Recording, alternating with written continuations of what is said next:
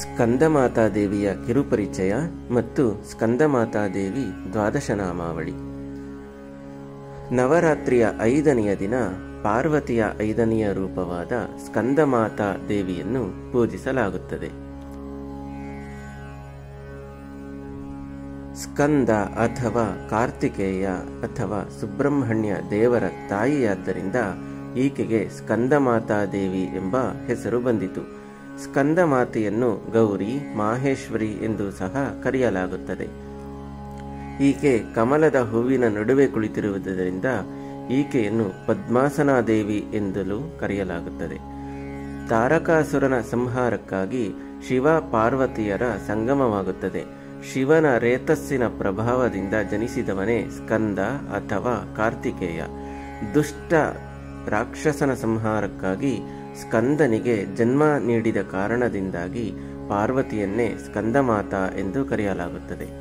ಸ್ಕಂದಮಾತೆಯನ್ನು ಶ್ರದ್ಧಾಪೂರ್ವಕವಾಗಿ ಯಾರು ಆರಾಧಿಸುವರೋ ಅವರಿಗೆ ಸತ್ಸಂತಾನ ಪ್ರಾಪ್ತಿಯಾಗುವುದರಲ್ಲಿ ಯಾವುದೇ ಸಂಶಯವಿಲ್ಲ.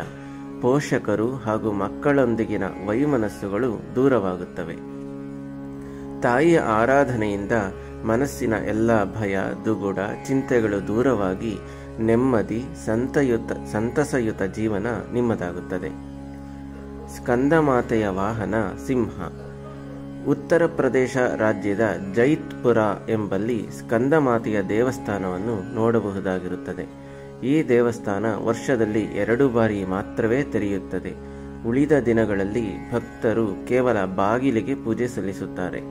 ತಾಯಿಯನ್ನು ಅಲ್ಲಿ ವಾಗೀಶ್ವರಿ ದೇವಿ ಎಂಬ ಹೆಸರಿನಿಂದಲೂ ಸಹ ಕರೆಯುತ್ತಾರೆ. ಅಲ್ಲಿ ತಾಯಿಯು ಅಶ್ವಾರೂಢಳಾಗಿ ದರ್ಶನ ನೀಡುತ್ತಾಳೆ. ಸ್ಕಂದಮಾತಾ ದ್ವಾದಶನಾಮಾವಳಿ. ಓಂ ಅನೇಕ ಭೇದ ಭಂಜಿನ್ಯೈ ನಮಃ. ಓಂ ದುರ್ಗಾಮೂರ್ತ್ಯೈ ನಮಃ. ಓಂ ಅಷ್ಟಾದಶ ಭುಜಬಲ ವಿಧ್ವಂಸಿನ್ಯೈ ನಮಃ.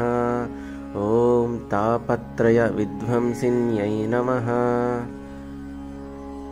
ಓಂ ಶತ್ರುಭಂಜಿನ್ಯೈ ನಮಃ. ಓಂ ಸರ್ವಸಂಪತ್ಪ್ರದಾಯಿನ್ಯೈ ನಮಃ. ಓಂ ಸರ್ವಾರಿಷ್ಟ ವಿನಾಶಿನ್ಯೈ ನಮಃ. ಓಂ ತ್ರಿದಶ ವಂದಿತಾಯೈ ನಮಃ.